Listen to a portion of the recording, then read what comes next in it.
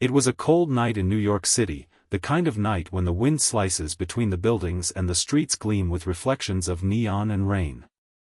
High above, SpiderMan swung between skyscrapers, his mind heavy with thoughts.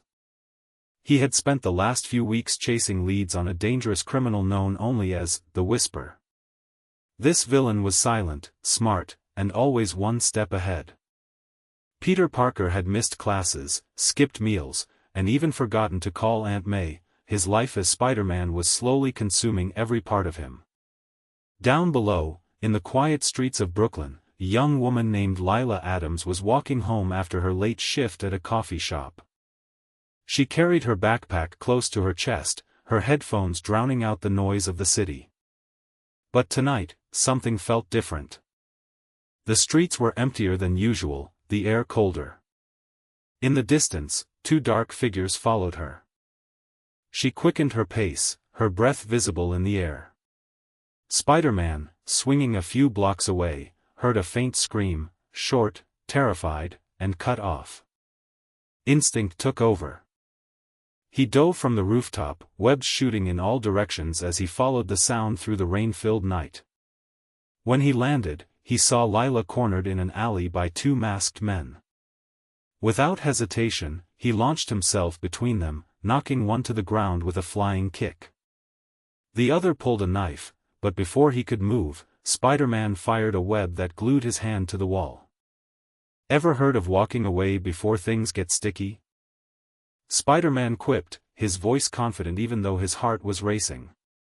Lila trembled behind him, clutching her bag. The men tried to run, but within seconds both were webbed up against the alley wall.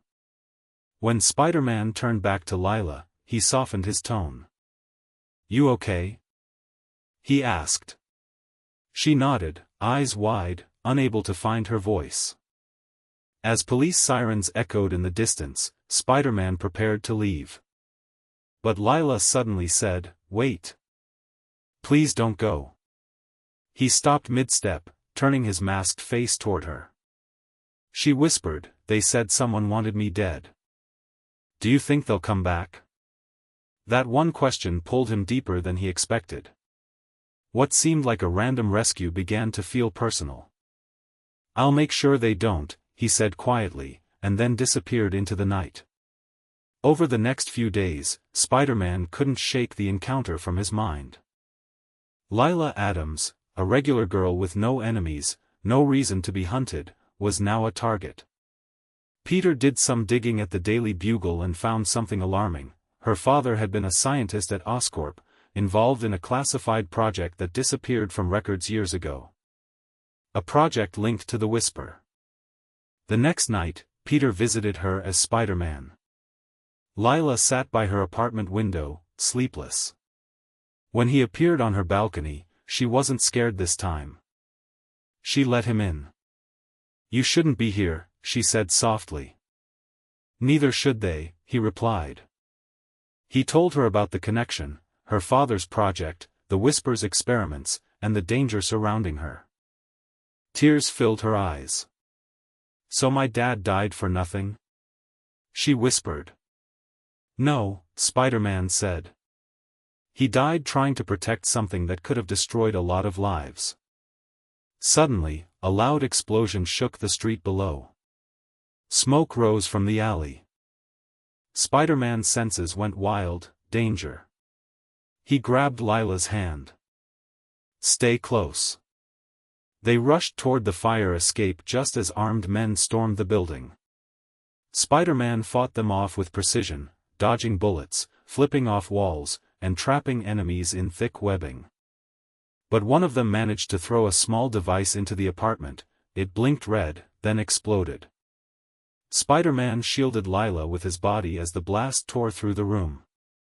They crashed to the floor, glass raining down. When the smoke cleared, he was bleeding but still standing. "We have to go," he said, his voice tight with pain. He swung them out of the burning building just before it collapsed. They landed on a nearby rooftop. Lila stared at him, his mask torn, his arm bleeding. "You're hurt," she said. "Comes with the job," he replied, forcing a grin. For a moment, they both stood there, the chaos fading behind them, the city lights reflecting in their eyes. "Why are you risking all this for me?" she asked. Spider-Man looked away for a second, then said quietly, "Because sometimes, saving one life means saving yourself." But the night wasn't over. The Whisper had arrived, tall, cold, and cloaked in digital shadows, his voice distorted by a device. "You should have stayed out of this, Spider-Man." He fired an energy pulse that threw Spider-Man back. Lila screamed as the Whisper grabbed her and stepped toward the edge of the building. Spider-Man, dizzy but determined, fired a web that caught her wrist just as the Whisper jumped, dragging her with him. In that slow, heart-stopping moment, Spider-Man held on with everything he had. His hand burned, his body screamed, but he refused to let go. "I've got you!" he yelled. The Whisper fired another shot, cutting the web in half. Spider-Man dove after them. Time slowed, he caught Lila mid-air and shot a new web just in time, swinging both of them away from the explosion below. They crashed onto another rooftop, hard. When Spider-Man stood, the Whisper was gone, lost in the smoke. Lila was alive but unconscious. He lifted her carefully, setting her down as police sirens wailed nearby. He looked at her peaceful face and whispered, "You're safe now." The next morning, news headlines spoke of Spider-Man's heroics, but Peter Parker sat alone on a rooftop, his costume torn, his heart heavy. He had saved Lila's life, but in doing so, had lost another lead on the Whisper. It felt like a hollow victory. As the sun rose over the city, he whispered to himself, "Maybe that's what being Spider-Man means, saving one life, even if it costs you everything else." Somewhere in the distance, Lila woke up in a hospital bed. The nurse told her Spider-Man had brought her there before vanishing into the night. She smiled faintly and said, "He called it a rescue, but I think he saved more than just my life." And on the highest tower in New York, Spider-Man watched the sunrise, silent, tired, but still ready, because the city would always need him.